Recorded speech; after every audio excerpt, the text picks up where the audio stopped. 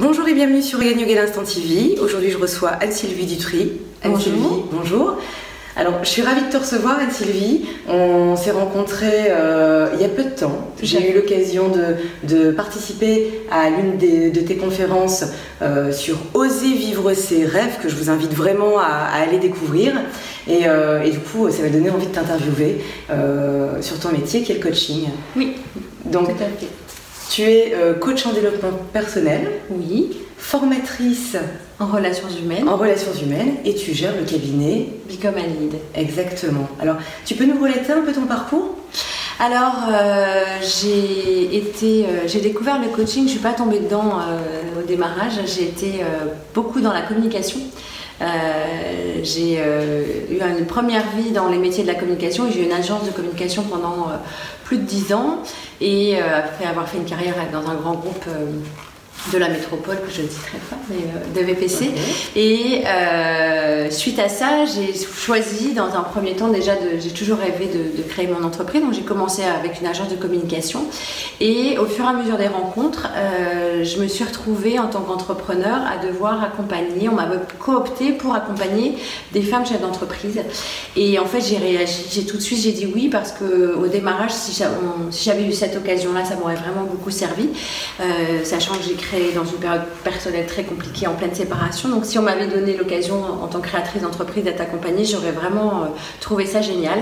Et de fil en aiguille, je suis tombée sur, j'ai découvert le coaching, puisque c'est une coach qui faisait les binômes marraine-filleule, et je me suis dit il n'y a pas de hasard, qu'est-ce que cette personne vient faire dans ma vie? Et en fait, à un moment donné, j'ai allé droit dans le mur et je comme beaucoup, j'étais dans le déni total. Et je me suis fait accompagner par cette personne qui m'a amené un jour à un séminaire de coaching. Je ne connaissais pas du tout cet univers. C'était quelque chose qui était complètement, pas lointain, mais j'avais jamais entendu parler de tout ça. Et en allant à ce séminaire de 3 jours, je me suis dit, je sais pas ce que c'est, mais c'est ça que je veux faire. Et à l'intérieur, j'ai senti une bulle, comme une bulle de champagne qui a explosé. J'avais un sourire jusqu'aux oreilles. Et je me suis dit, ok. Et donc, du coup, c'est à ce moment-là, une fois que j'avais fini, en parallèle, j'avais fait cette formation, que je me suis dit, ben, je vais lancer dans le coaching. Ton chemin de vie. Je suis dans ma mission de vie et ça j'en ai conscience, que j'avais pas conscience de ça il y a encore quelques années. On est bien quand on est dans sa mission de vie. Oui, et tellement bien que, alors je vais te laisser poser des questions pour pas que j'embraye sur tes questions, mais c'est vrai que tu parlais de la conférence Oser vivre ses rêves et j'ai commencé à mettre des choses en place pour vivre le mien, mais je laisse le suspense et je te laisse poursuivre l'étape. Mais avant tout, c'est vrai qu'on s'interroge sur le coaching, ou en tout cas c'est vrai que c'est depuis quelques années on n'entend parler que de coach en développement personnel, coach mental, coach sportif, mais alors voilà, dans ton domaine, et dans notamment le développement personnel, c'est quoi le coaching?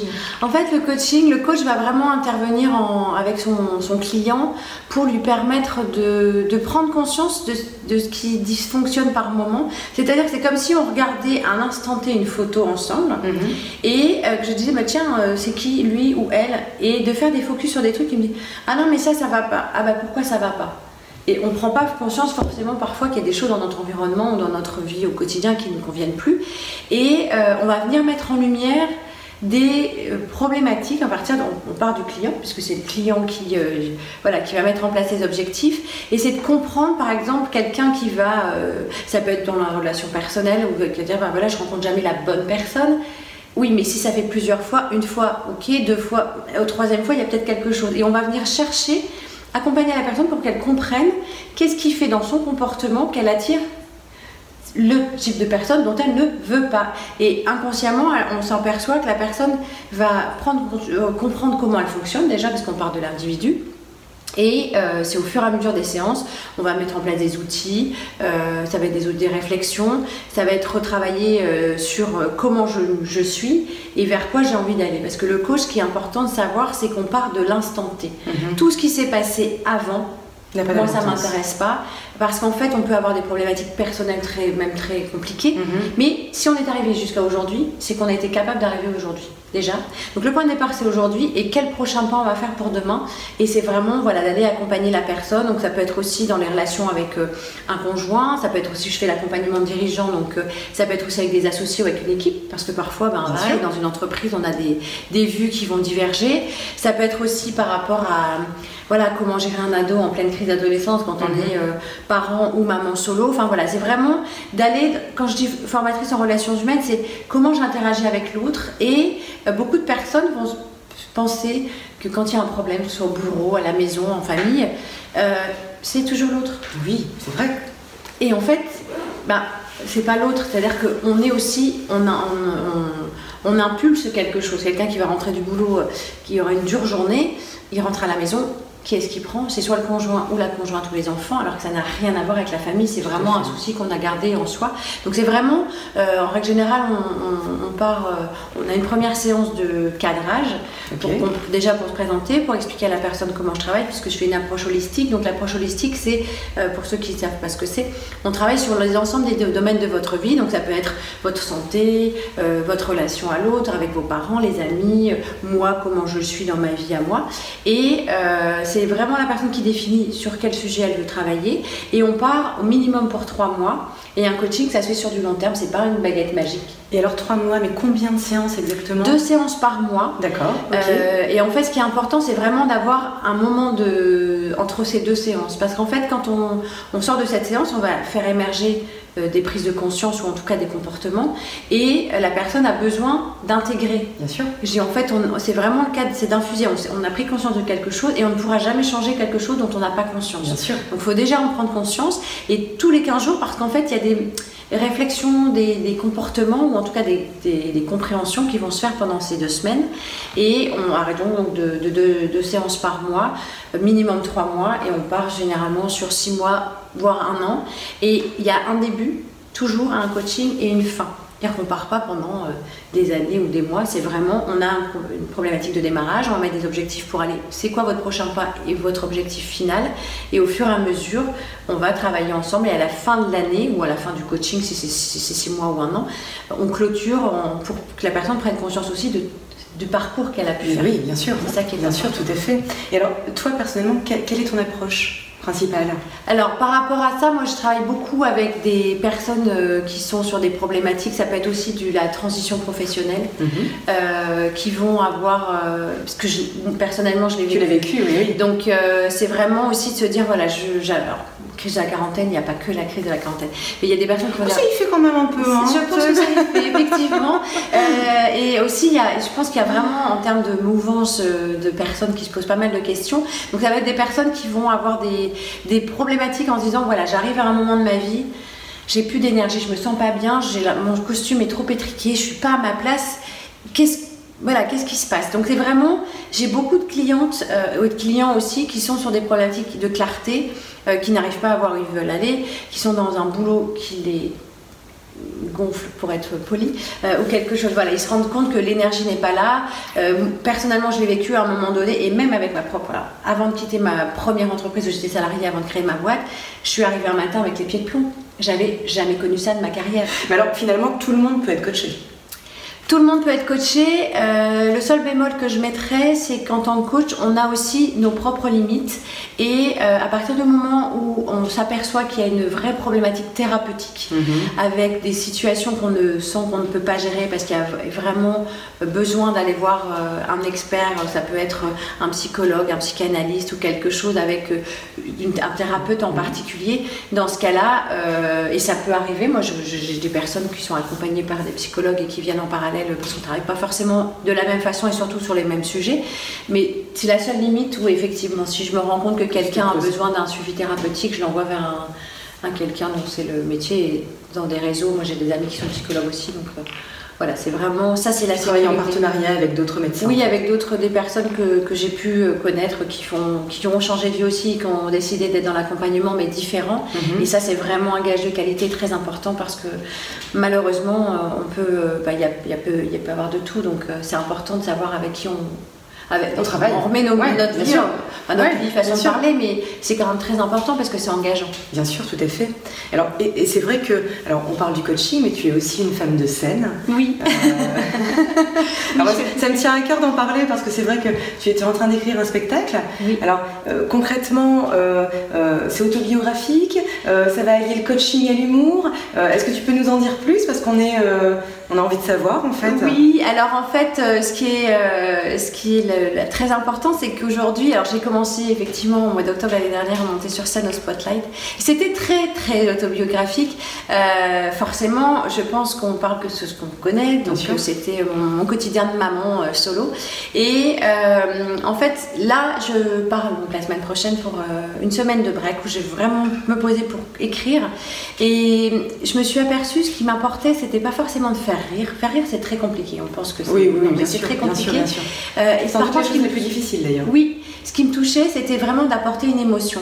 Et je me suis dit, si mon parcours de vie, alors de manière un peu amenée avec un peu d'humour, etc.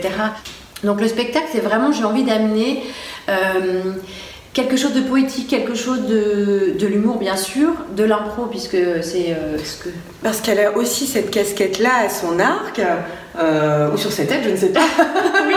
Mais voilà, c'est une championne de l'impro aussi, donc... Ça c'est quelque chose et je travaille aussi, ça c'est un autre volet plus aussi au niveau des entreprises d'aller... travailler avec l'impro et de la prise de parole, etc.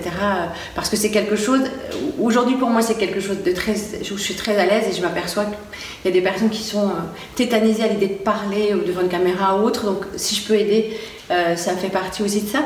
Et par rapport au spectacle, c'est vraiment d'amener de l'humour, du développement personnel, un peu de fantaisie, un peu de ma folie aussi.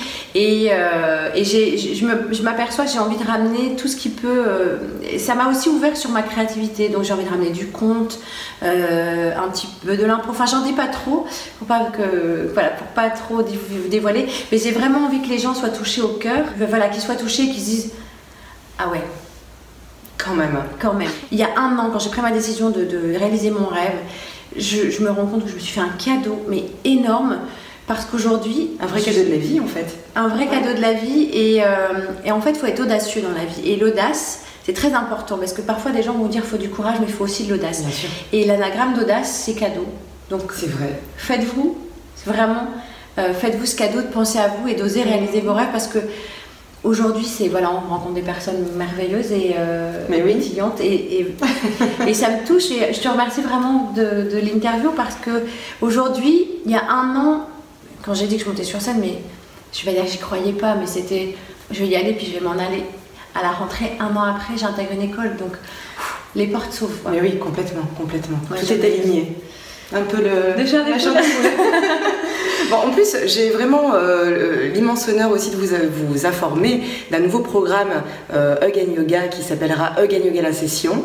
Et Anne-Sylvie sera la première intervenante montée sur scène avec moi, finalement. Merci pour cette invitation. Merci beaucoup, merci d'y avoir répondu positivement. Donc l'idée, ce sera simplement de vous faire découvrir en live les différents métiers des thérapeutes que j'interviewe, avec une séance qui sera retransmise sur les réseaux sociaux et surtout un débat, des questions-réponses avec le public, parce que j'imagine que vous avez aussi énormément de questions par rapport à toutes ces pratiques qu'on trouve aujourd'hui, je veux dire sur le marché du bien-être, mais en tout cas dans le bien-être. Donc ce sera courant deuxième semestre, septembre-octobre à mon avis. Et j'espère que vous serez nombreux à venir découvrir Anne-Sylvie. Donc Anne-Sylvie, la dernière question. Pour toi Anne-Sylvie, la femme que tu es, c'est quoi le bien-être ? Le bien-être, je pense que c'est de s'autoriser à faire ce qu'on a envie et ce qui résonne là. On parle de bien-être, de développement personnel, ça peut être la santé, ça peut être... Oui, c'est tout ça à la fois, de faire attention à soi, etc. Mais je pense que le bien-être, c'est aussi prendre conscience que là, typiquement à l'instant T, on vit un moment chouette et unique. Et en fait, quand je parlais d'alignement tout à l'heure, alors pour les gens qui connaissent le développement personnel, on parle beaucoup d'alignement tête, cœur, corps. Pour d'autres, c'est juste de se sentir à un moment donné à sa place. Et quand vous êtes à votre place et que vous, comme une petite souris, vous êtes spectateur de ce qui se passe, vous faites waouh, c'est à moi que ça arrive, ou voilà, il s'est passé tel moment. Et je pense que ça aussi, ça fait partie vraiment du bien-être. Eh bien, cette émission touche à sa fin. Merci beaucoup, Jessica. Merci Anne-Sylvie. Je pense que c'est le début d'une belle aventure donc pour toi, professionnelle et amicale. Donc j'en suis vraiment touchée de ton invitation. Merci beaucoup. Merci. Bien, je pense qu'on va leur faire un hug très chaleureux. Oui. Et puis on les embrasse très fort. On vous embrasse. Voilà, on vous embrasse et on vous dit à bientôt. Au revoir. Au revoir.